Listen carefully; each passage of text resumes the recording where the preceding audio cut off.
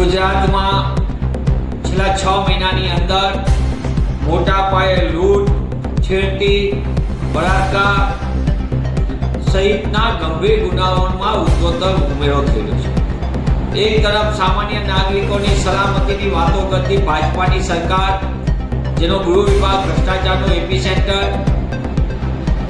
સંપૂર્ણપણે અસામાજિક તત્વોને છૂટો દોર આપ્યો હોય અથવા તો અસામાજિક તત્વોને નાથવામાં ઈચ્છા શક્તિનો અભાવ હોય અથવા તો અસામાજિક તત્વો બેકાબુ હોય, તે રીતે આજે ગુજરાતનો સામાન્ય નાગરિક અને ખાસ કરીને બેન દીકરીઓ અસલામત બની રહી છે.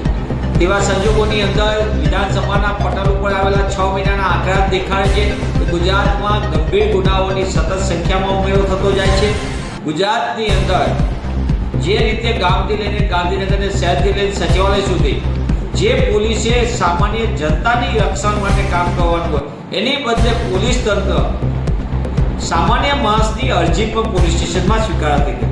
સાથોસાથ સામાન્ય માણસને પોલીસ સ્ટેશનમાં અરજી આપવા જાય તો એનું નથી સ્વીકારતું, પણ જે અસામાજિક તત્વો મન ફાવે તે રીતે ગુંડાગીરી આચરે, એ તો દેખાય છે કે ગુજરાતમાં કાયદો વ્યવસ્થાની સતત સ્થિતિ કથળતી જાય છે અને જનતાને આ ભાજપ સરકારે રામ ભરોસે મૂકી દીધી છે. તેવા સંજોગોમાં કોંગ્રેસ પક્ષ તરીકે અમારી માંગ છે કે વિપક્ષ અને પોતાના પક્ષના લોકોની જાસૂસીમાં પોલીસ તંત્રને કામે લગાવવાના બદલે પોલીસને અસામાજિક તત્વો અને ગુંડાગીરીને નાથવા માટે કામે લગાડે તો ગુજરાત સલામત બનશે. સાથોસાથ બેન દીકરીઓના રક્ષણ માટે પણ પોલીસ તંત્ર સજાગ બને. ગુજરાતમાં બેકાબુ બનેલો નશાનો વેપલો, દારૂ જુગારના અડ્ડાઓ ધમધમે, કરોડો લીટર દારૂ ઠલવાય, ડ્રગ્સનો વેપલો બેફામ ચાલે, તો કઈ રીતે ગુજરાત સલામત રહેશે?